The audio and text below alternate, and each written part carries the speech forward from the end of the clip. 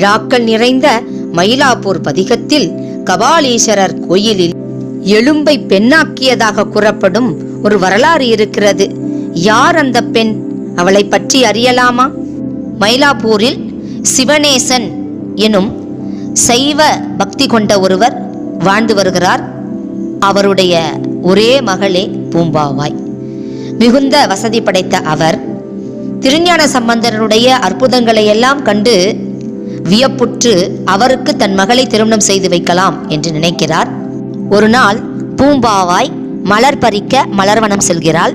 அங்கு பாம்பு கடித்து இறந்து விடுகிறாள்.